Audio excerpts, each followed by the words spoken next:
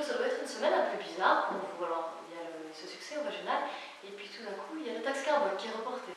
Honnêtement, je m'y attendais pas du tout. Je vais être très sincère, je trouve ça tellement énorme. Enfin, il faut se souvenir, hein, il a dit que c'était le président, hein, que c'était comme l'abolition de la peine de mort. Il a dit c'est une question d'honnêteté. J'ai dit je le ferai. Et bien vous savez quoi, moi je suis encore suffisamment naïve pour croire ce qu'il dit. Voilà. Et du coup je l'avais cru vraiment. Et je pensais qu'effectivement la situation était compliquée pour changer la taxe carbone, qui pour nous est ratée, hein. Il fallait faire une vraie fiscalité écologique, et d'ailleurs on avait des propositions à faire, il y avait une espèce de deuxième chance, mais piétiner à ce point ses engagements, je ne savais pas, voilà, que c'était possible. C'est un peu une douche froide pour vous ou pas, après ce succès justement régional, ou c'est quand même un succès? Et moi je pense que c'est délié, hein, je vois les choses différemment. Je crois qu'il y a deux choses, hein. D'abord, il y a la fin d'une opération de communication. Il y a toujours eu un vaste débat sur la sincérité de Nicolas Sarkozy sur les questions d'environnement. Et je pense que le moment clé, c'est au moment du salon de l'agriculture, quand il dit l'environnement, ça commence à bien faire. Il dit sans regarder ses notes, ça lui sort du cœur, quoi, voilà. Et donc je pense qu'il n'est vraiment pas convaincu. Et du coup, la taxe carbone, c'est un autre épiphénomène de la même histoire, finalement. Et c'est très...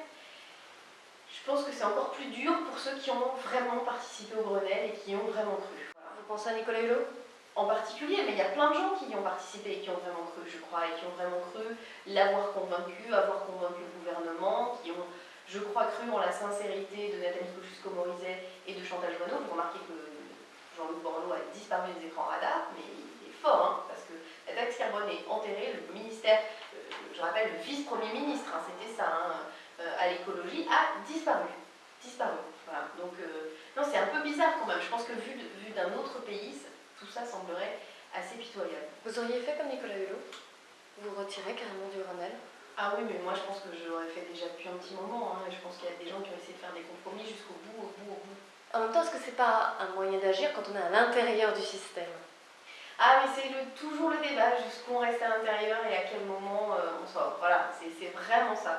Et là, chacun a sa réponse. Honnêtement, je ne donne pas de leçon. Chacun sait jusqu'à quel point il est prêt ou pas à faire des compromis et où il a le sentiment d'être un peu utile. Ce que je sais, c'est qu'il y a une réelle urgence et que donc on ne peut pas attendre, y compris pour nous qui sommes un parti politique, hein, dire on va attendre pour résoudre la crise écologique la prochaine élection, c'est pas vrai. C'est pas vrai, c'est maintenant qu'il faut agir avec ceux qui sont là. Vous êtes au pouvoir un petit peu au niveau des régions quand même, vous avez eu des élus. Est-ce que vous pensez que vous allez pouvoir agir, pouvoir faire quelque chose puisque vous le dites là, justement, qu'il y a encore des choses à faire? Est-ce qu'au niveau de la région, au moins, vous allez pouvoir être influent? Ah oui, avec certitude.